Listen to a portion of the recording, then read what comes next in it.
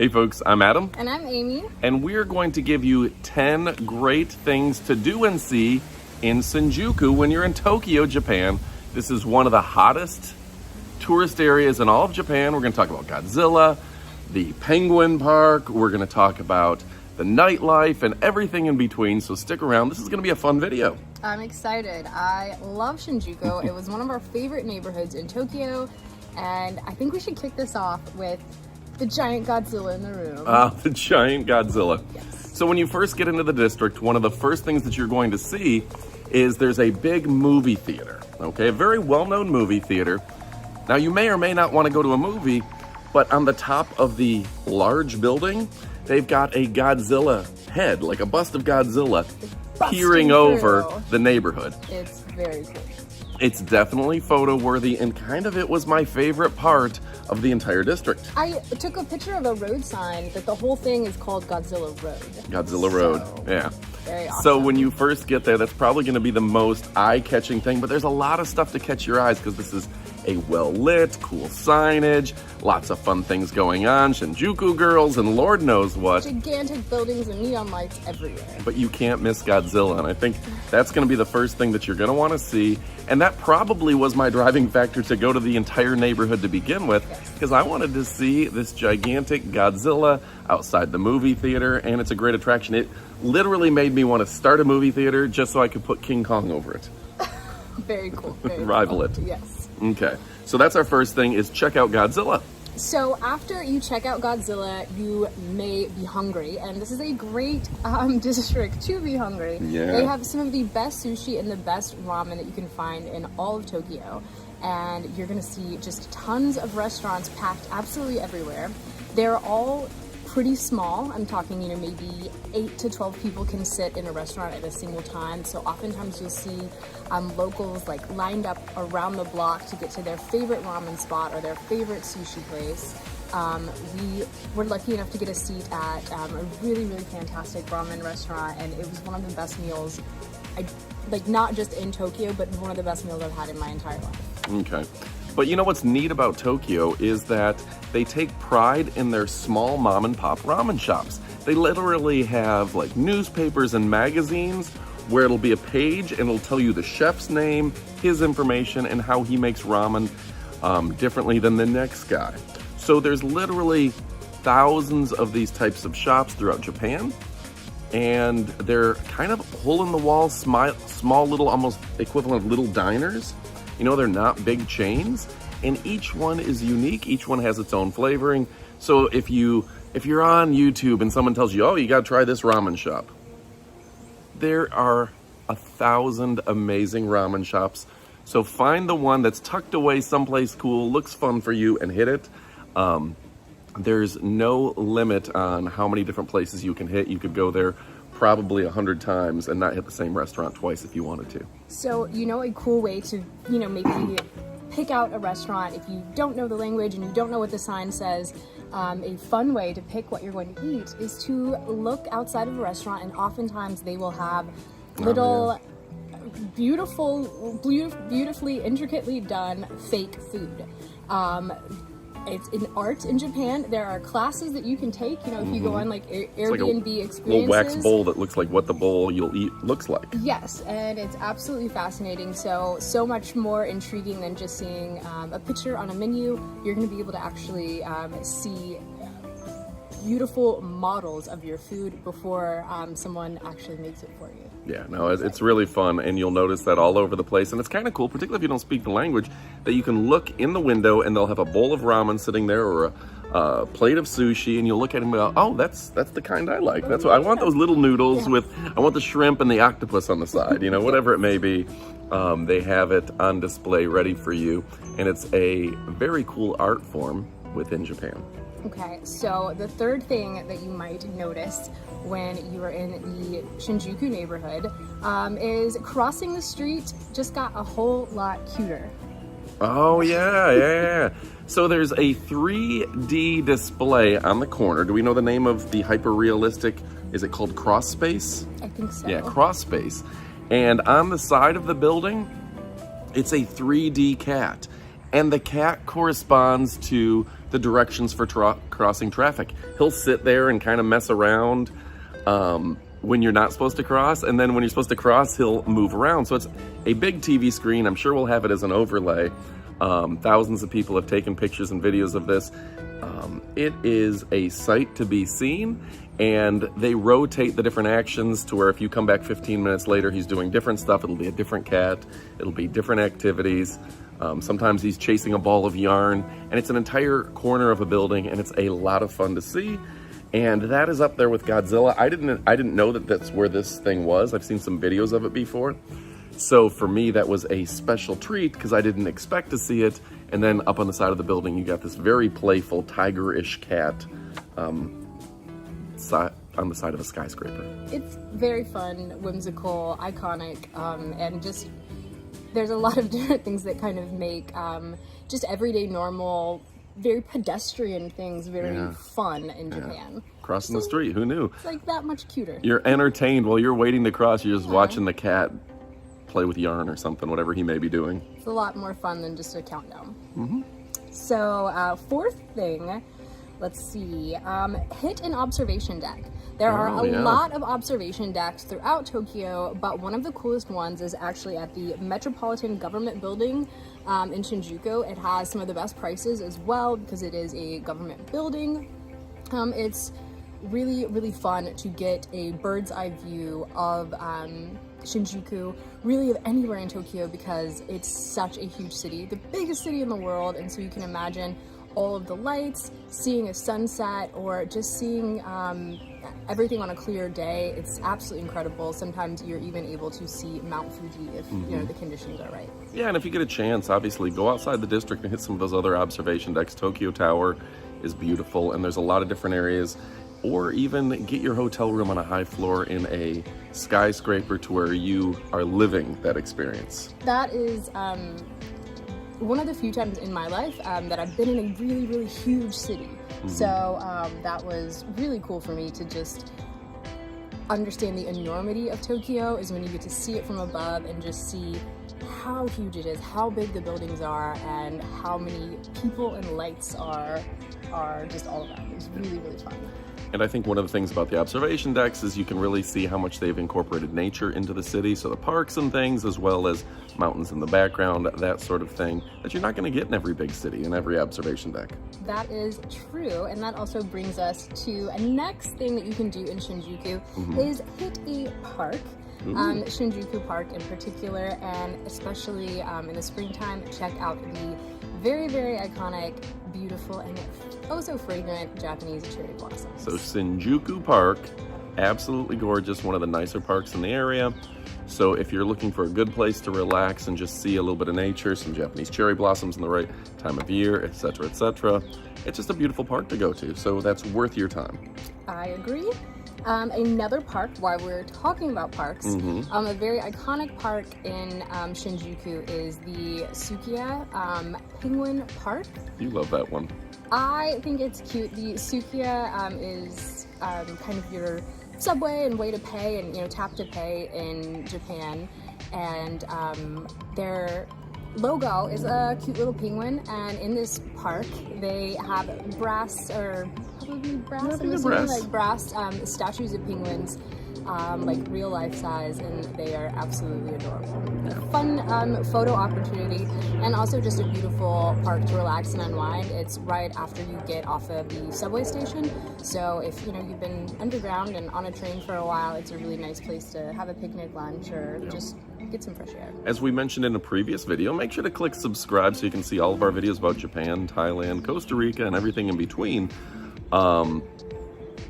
You'll note that you're not supposed to eat on the subway, on the Metropolitan, things like that. So it's kind of cool that the Metropolitan Transit, is my understanding, put together a park for you to have lunch before or after you're on the train. And it's kind of at the end of the train line, so that really does help out there and give you a place that you can just relax, have your lunch, not bother anyone, and then get on the train.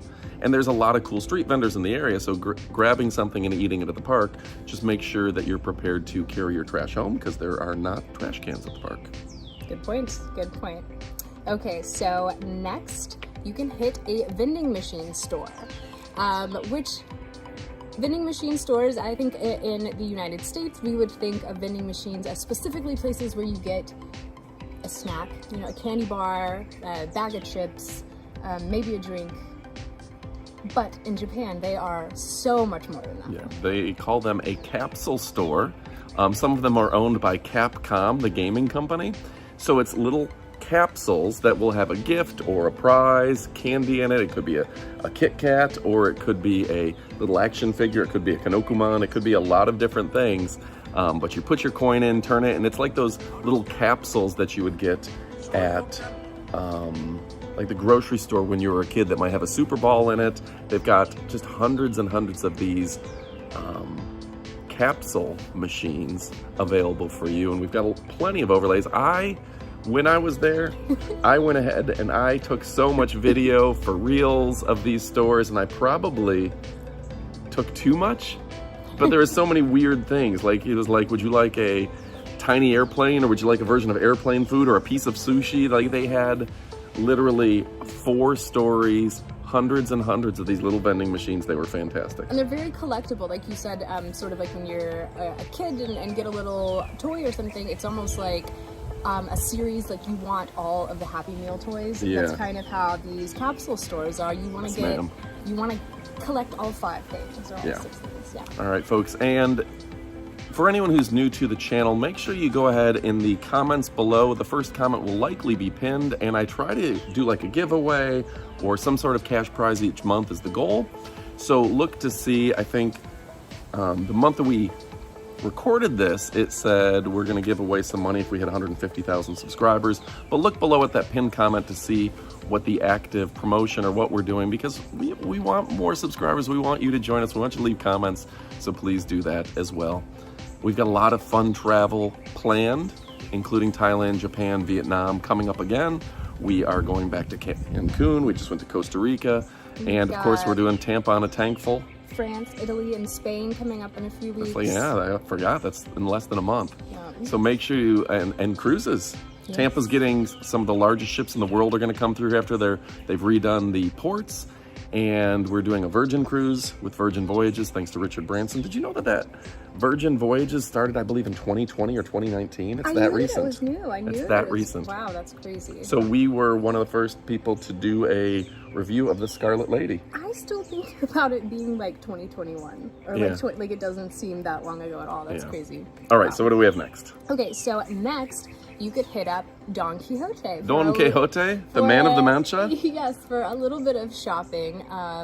Don Quixote is a really, really fun mega store in Japan. Well, there's a few in Hawaii, some in Thailand, they're throughout Asia, but some of the biggest ones are in Tokyo. And they are a super, super fun store. And the Don Quixote here in the Shinjuku region or neighborhood is just a little bit smaller than the one in Shibuya, but it is still worth a visit. It's open 24/7. It's like 7 or 8 stories, depending on which one you go to. Of course, if you bring your passport and you check out on a certain floor, you can get this tax-free and get all of your souvenirs. We picked up a lot of Kit Kats, like of all flavors. I picked up some of my favorite skincare products. Yes. Some the entire floor for pharmacy. Yes, like some nice J-Skin products that are just quickly becoming my favorite. I've got to get back to Japan and stock up before before I run out. But incredible prices on everything, and some really fun food as well that you can grab. So some of the overlays you'll see maybe from the Don Quixote store that's in the main Shibuya district, maybe some from the Shinjuku district, but it's a really fun store. Locals call it the Donkey Store, or at least probably tourists call it the Donkey Store. Don Quixote's, just to recap of what it is, several stories, and each story will have a theme. You might have like a pharmacy section, you may have a hair care, you may have a candy, like an entire floor just to candy. I think usually the bottom floor is kind of knickknacks, tourism type stuff that's gifts. But it's a big tourist attraction, it's a lot of fun. And yeah, you'll find some things that you won't find anywhere else there. They've got a lot of fun painted walls, even the elevators are glammed up. You'll have a good time. Escalators between each floor. It's a lot of fun.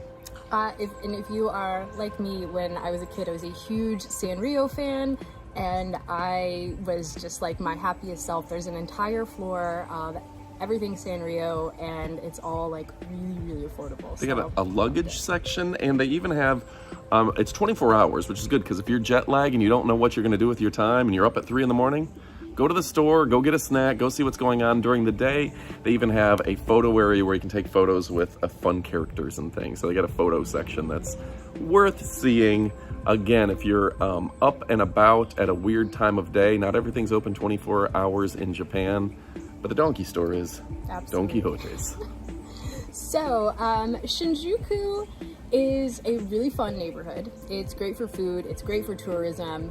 It's also got a little bit of a reputation. Seedy side. Yeah. You wanna take this one? I don't know how much we can say here. Yeah. So for all intents and purposes, it's a great place to get a massage. You can get a traditional Asian massage or a more fun massage if you're so inclined. There are places that you can meet video girls and all sorts of fun signs and places that sometimes are female friendly, but they are, you can get a massage there. It's an adult district. Yeah. So we don't want to go too far into that, but you get the idea, right? So if you are looking for that sort of thing, there's not a lot of that in Japan compared to like Thailand. So going to Tokyo, you're going to want to go to this district and see all the sites, particularly the video girls. And they have little things where you can just kind of almost pay for companionship. Just have somebody who has a drink with you. It's a different culture, but it's fun. And that's definitely something that Shinjuku is known for. I think it's more acceptable. They've just got a lot of people who work long hours. Yeah. And then when you're done with work, you have drinks with a girl. I will say that for a seedy area of town, It's super clean and safe. it's, yeah, like more so than any other...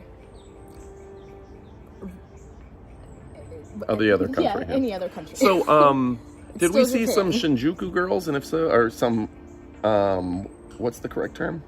Harajuku girls, my bad. And what are those? What are Harajuku girls? So I think that is just kind of like a Japanese kind of teen fun subculture, almost like we have, like the Goth emo girls kids or goth emo girls kids, or something yeah. like that. We did see some in Shinjuku, but I don't think that's the neighborhood that's necessarily known. There were definitely for. some walking around though. So there's just cute girls in fun Japanese costumes walking around. It's something to see if you're into people watching. There's a lot going on in that district, particularly at night. So it's a good night district to hang out in. So last but not least, number 10 on our list, we've got the Shinjuku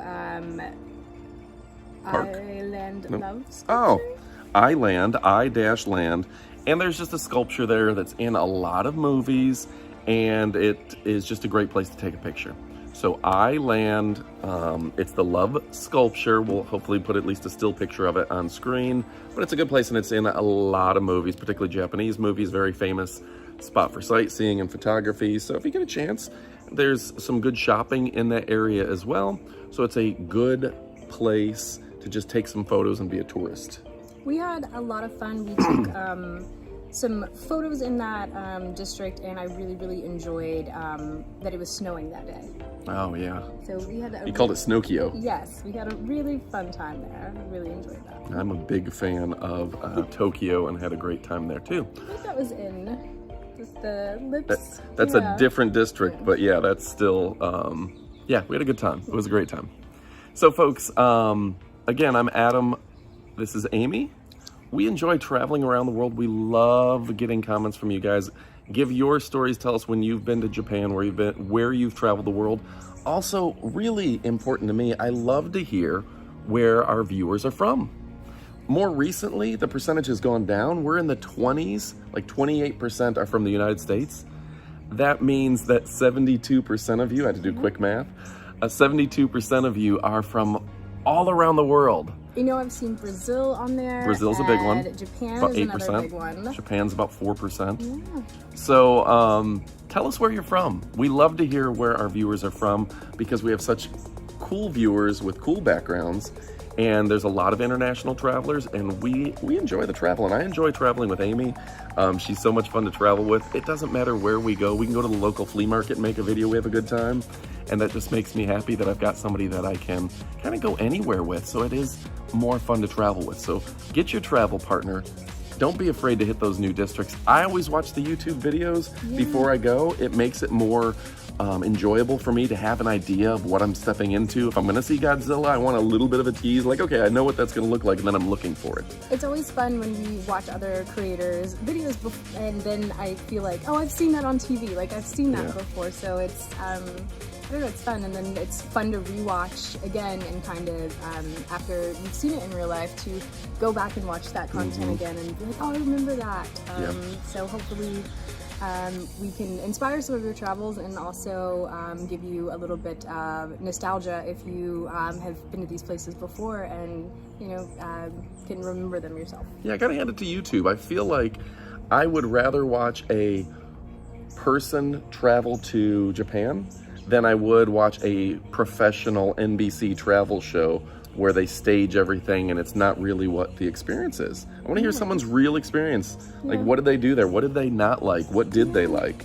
Did they get the massage? Right. How busy is it? She got the massage. Sometimes you go to, or you see things on Instagram, or you see things like in the stage shows, and you kind of expect that you're going to be the only person there. So sometimes it gives you a realistic, like, okay, there's other people at this beautiful, pristine waterfall park, or this gorgeous spring. It's not just like one person doing a yoga pose. With real YouTube videos, you get to see what's really happening, and I feel like sometimes with Instagram, you just see somebody taking a selfie and cutting out 80 people in the background. Right. All right, folks, I'm Adam. Make sure to click like and subscribe. We do appreciate you. Thank you again to Amy. Go ahead and blow up the comments. Thank her for joining us. She's, you don't always love to be on social media, but you've done such a great job of helping this channel grow. So thank you so much. Thanks for watching, and Adios, amigos. Adios, amigos.